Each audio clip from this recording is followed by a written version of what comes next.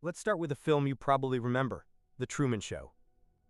A man lives out his days in a town that seems perfect, with a perfect wife and a perfect job, all inside a massive television studio.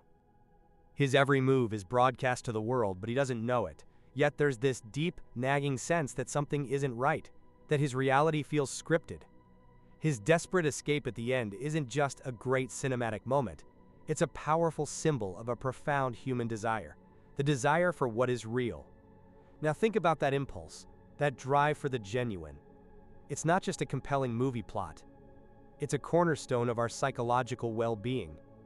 People who live in tune with their own values, not a script written for them by others, report higher levels of happiness and a kind of quiet confidence that radiates outward.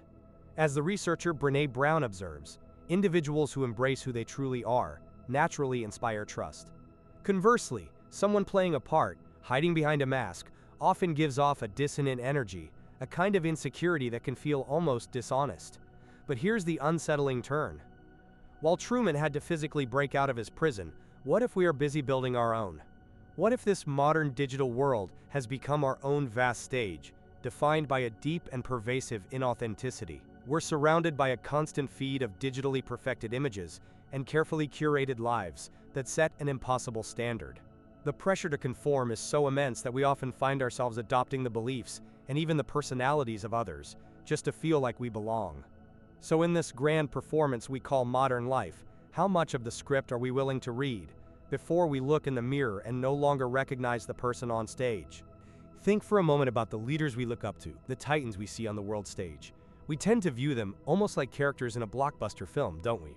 They're given this air of invincibility, as if they were sculpted from marble, immune to the fears and mistakes that plague the rest of us.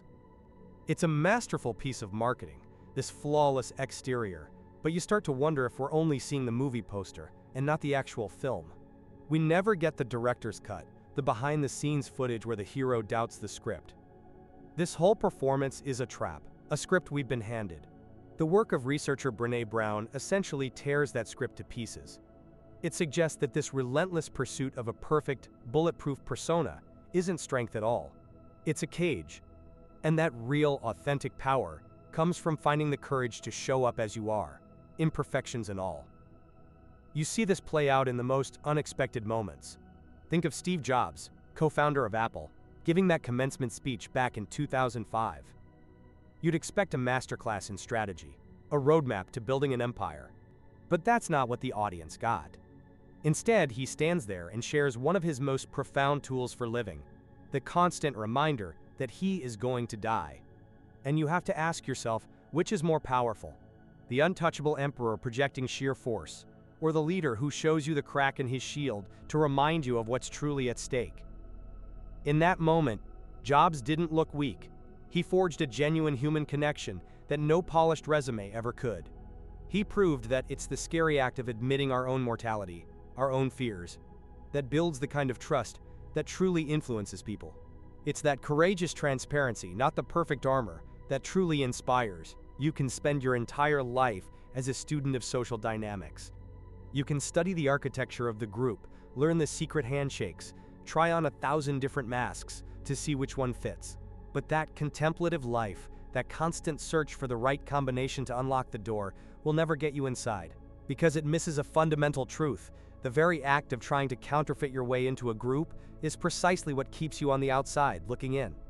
And this reveals a profound, almost cruel paradox at the heart of human connection.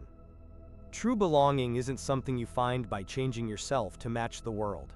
It's an outcome that only blossoms when you present your authentic, imperfect self. Think of a world as seemingly impenetrable as the high-fashion runway. For decades, it was a perfect historical example of a system built on exclusion, broadcasting a single, impossibly narrow vision of what was acceptable.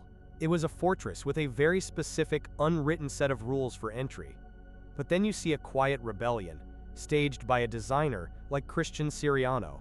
He didn't just challenge the mold, he shattered it, not by inventing a new, stricter rule, but by declaring there were no rules at all. His goal, as he explains it, was for people to simply not feel turned away. By sending models of all shapes, races, and gender identities down his runway, he wasn't just selling clothes.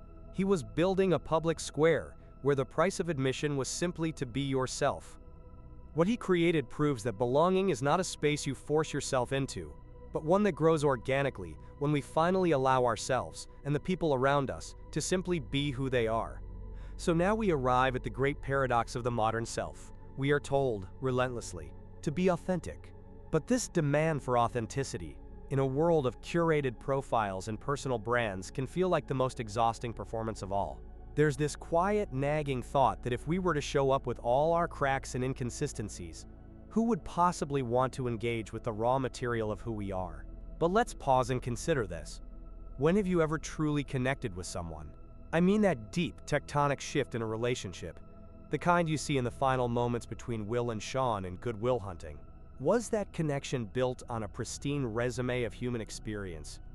Or was it forged in the shared vulnerability of admitting you don't have all the answers, in the simple, messy courage of being seen? What truly builds that bridge, the polished mask or the face behind it?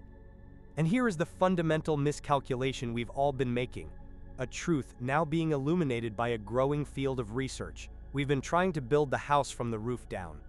See, the groundwork for that magnetic, genuine self is not found in the elimination of our flaws, but in the radical act of making peace with them.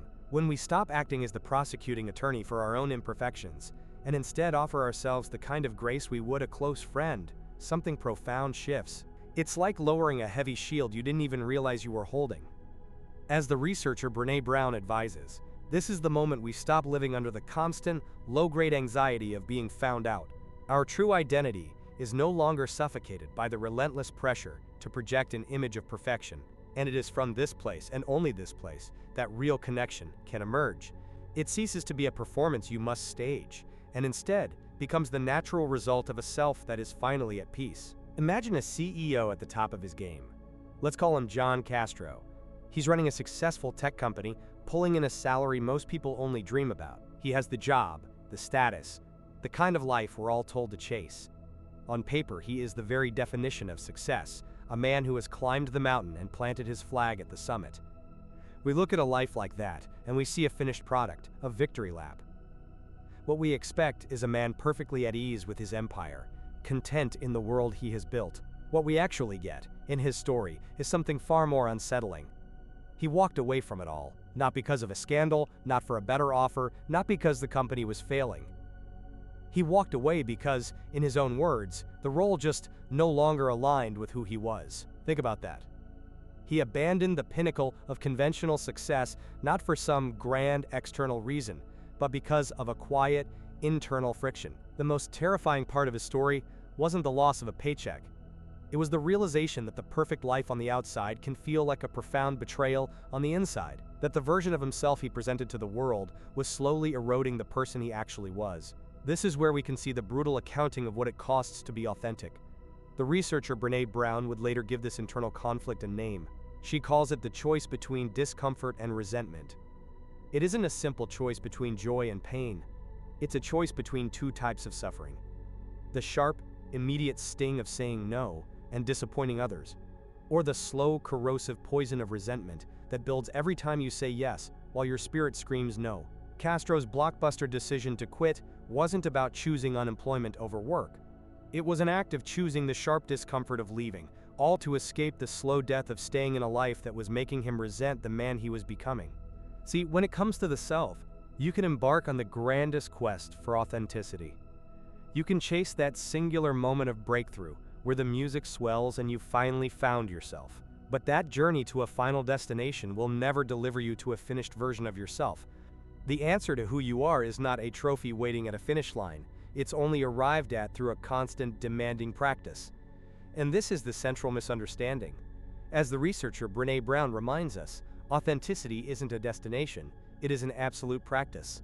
The people who truly live it aren't those who have arrived, but those who are engaged in a relentless, daily effort. The real work is in the messy, unglamorous process, not the shiny presentation of the final product. For a portrait of this dedication, you only need to look at the life of the writer Anais Nin. She didn't just decide to be authentic one afternoon, she spent decades in a private confrontation with herself, keeping a diary she called a 63-year-long cry from the heart. This wasn't a performance for an audience. It was the tool she used to chisel away at the person she was pretending to be, constantly refining who she was becoming. So think of that quiet, decades-long struggle. What our modern stage has done, then, is subverted that private process for a public performance. The difficult, unfilmable reality of the practice has been replaced by what we might call the curated self. The citizen of the digital age is stuck in a perpetual loop of crafting the perfect, vulnerable post with just the right filter, a carefully produced performance of authenticity designed for public consumption. And in this landscape, the real, private effort, the very thing that forges a self, feels desperately missing, replaced by a public-facing brand that cares more for the appearance of the journey than the journey itself.